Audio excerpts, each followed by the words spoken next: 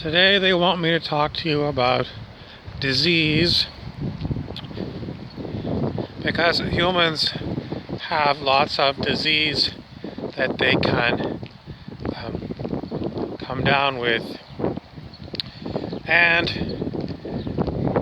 someone just posted a bunch of links to various people, some of them claiming to be doctors, that the germ theory of disease is incorrect.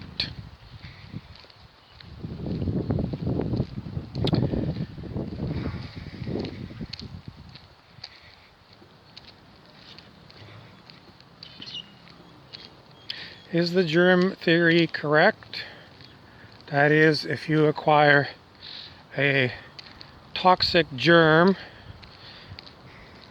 it will make you sick, or if the toxic germ gets into your system, it overpowers your immune system, then you'll get sick.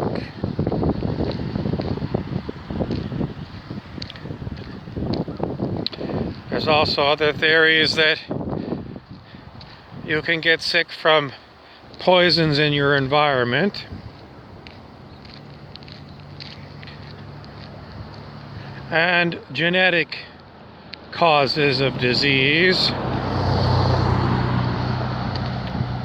And then everyone seems to have the problem of old age and dropping dead. What is really going on with disease, and can we ever really single it out, what is going on?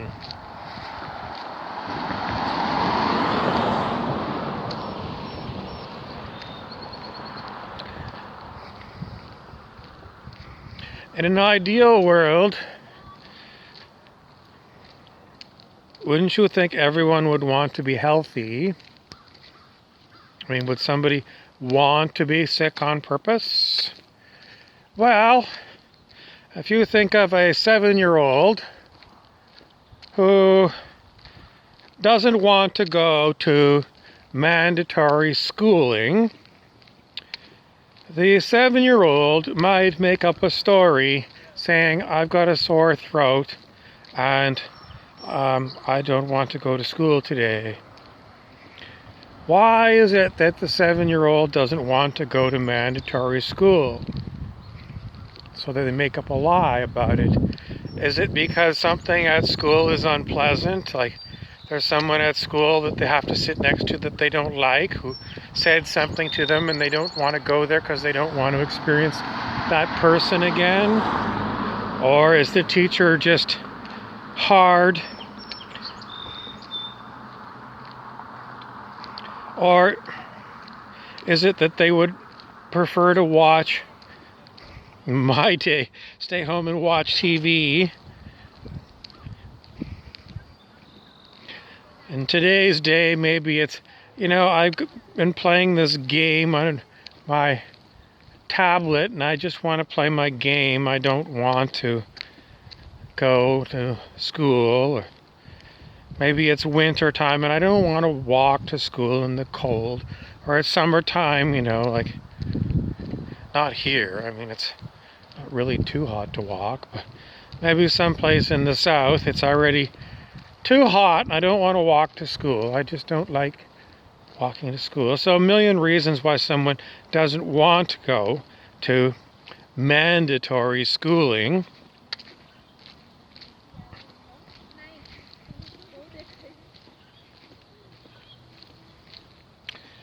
So, I mean, that's one reason why people might create a ruse saying that they're sick. But what about people who have serious diseases? Is it still a mind thing?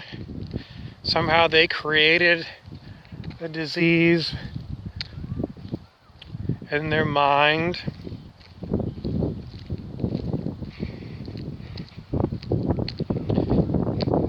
I don't think we're ever going to be able to get a good answer to this.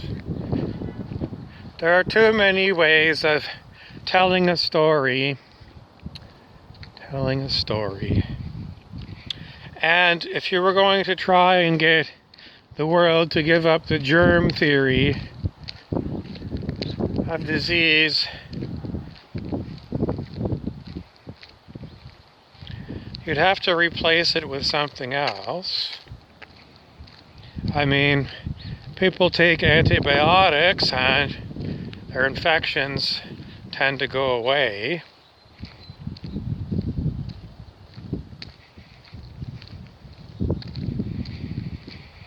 The flu shot seems to me to be a waste of time. And I think most people have come to the conclusion that it doesn't work. So, what else doesn't work? Well, a lot of the things that you take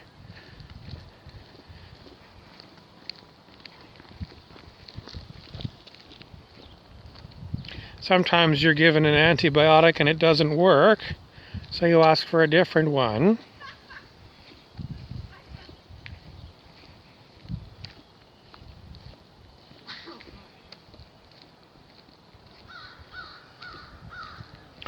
I think the whole problem is that we're dealing with physical things that are said to cause disease, and then we use physical things to remedy the disease. And I think this is old Newtonian physics from the 1700s. Newtonian physics was based upon physicalness. And in the early 1900s, as I've said many times on this channel, science replaced Newtonian physics with quantum physics. And they did have a connecting, in physics there's a connecting formula between Newtonian physics and quantum physics.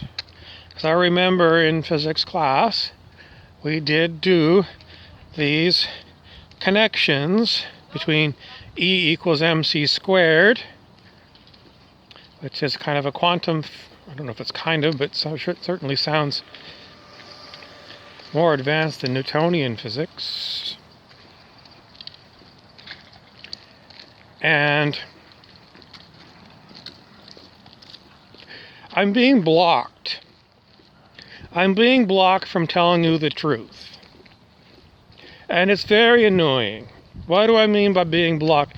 I'm being blocked from giving you the correct formula that has to do with energy and force, and perhaps I'm being blocked by demonic entities. How is it? Well, first of all, what's a demonic? A demonic entity is someone who is a control freak and is using force to control you. And many times on this channel I've talked about demonic entities, and I'm going to tell you that, in my opinion, all disease has nothing to do with germs and everything to do with demonic entities. And basically, demonic entities are the root cause of all the troubles on planet Earth. Demonic entities, how do they get control over humans? The answer is they do. How they do it, it's most likely secret, top secret. And it's because they keep humans in the dark as to everything about us. And our science is very poor at explaining how things are done. But I would go always back to consciousness studies, because everything is consciousness, and quantum physics deals with consciousness in the observer effect. So I would say that demonic entities are using something in consciousness to, they want to say, magnify their thoughts, but I don't believe anything they say, the demonic entities, because they always have an agenda, and it's pretty much lying. And they have got so many lies, these demonic entities, that all I know is if it was up to me, I would find a way to delete them from existence. How do you delete something from existence? What is existence? The answer is I don't have a good answer right now.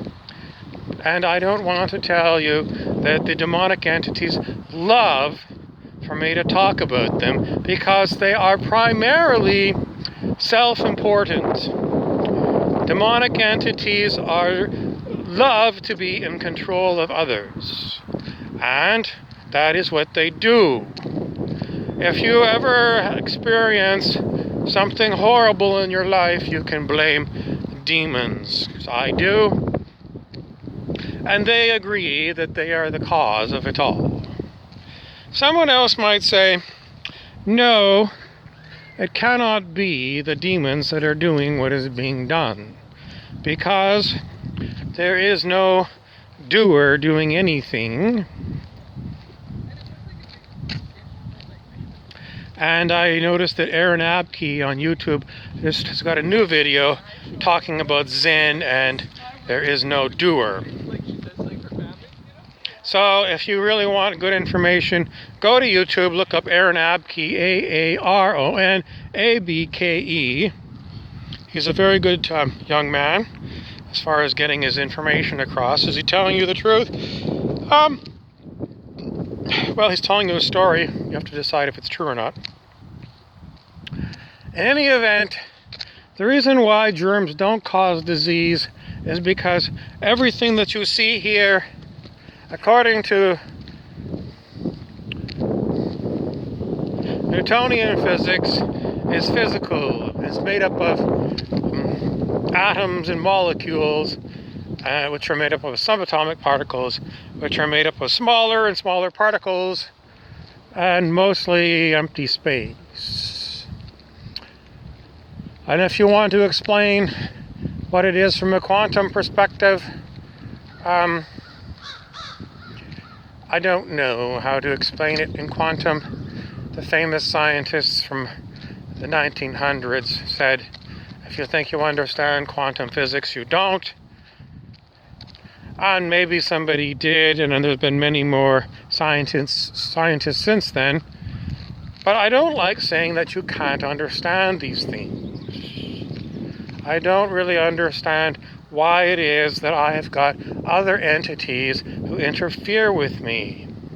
If somebody from the demonic end says God is sending demons to you to prove to you that demons exist and that God is not powerful enough to get rid of demons. The answer, of course, is that sounds ridiculous. Nevertheless, we still have demons here. And why could it be? Well, it could be that God has decided not to get active in this world because God has decided this is a training ground for you and me. And what we are learning is all about things in this relative world. Why is it relative? Because we relate to one another. The other world is known as the absolute world, where apparently nothing goes on. I'm not sure if that's true.